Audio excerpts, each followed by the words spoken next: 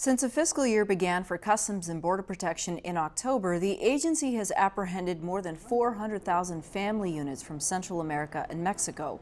Experts have previously explained some of the factors contributing to that surge, like violence, climate change, and immigration policies in the U.S., and our continuing coverage. This week, Megan Carney, a cultural anthropologist at the U of A, shared how the advent of neoliberalism is also part of a bigger picture.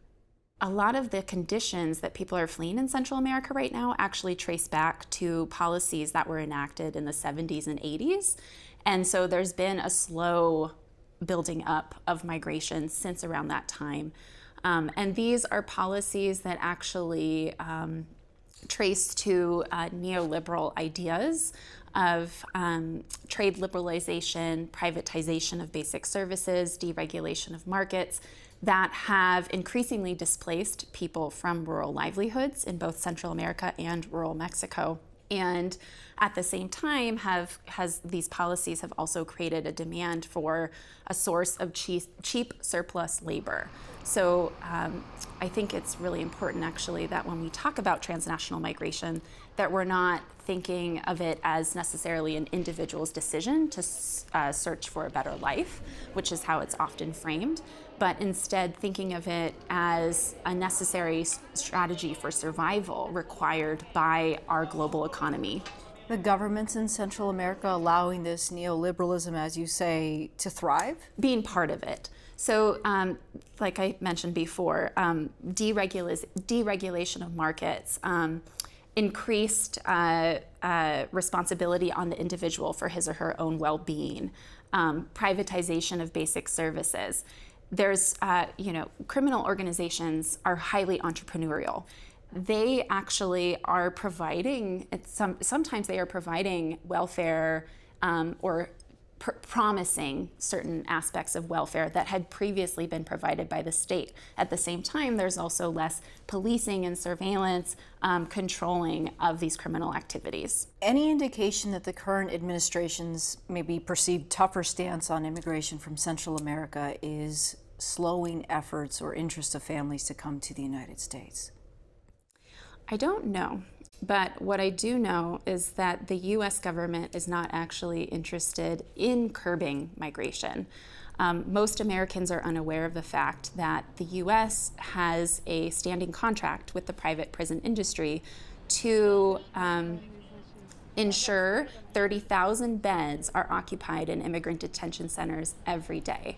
And this has been in place since 2007, so this predates Trump, this predates the current administration.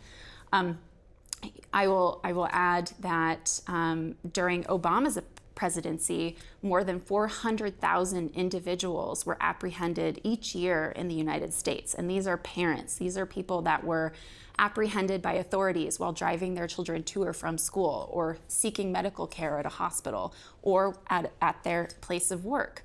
And they were separated from their children. So I do want to sort of de-exceptionalize Trump, the Trump effect. At the same time, though, we have a racialized removal program in this country, in which this new approach to preventing asylum seekers from entering the U.S. In many ways is racially motivated. So our country does allow immigrants from other places in the world, just not necessarily those that are not white.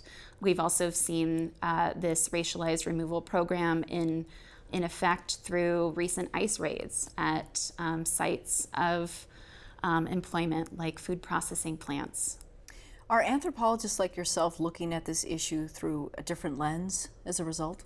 As an anthropologist, it is part of the work that I do is to understand the lived experience of migration, so what it's like to be uprooted and to attempt to build a life in a new place, while also living in perpetual fear and anxiety about one's future, about constant policing and surveillance of one's life.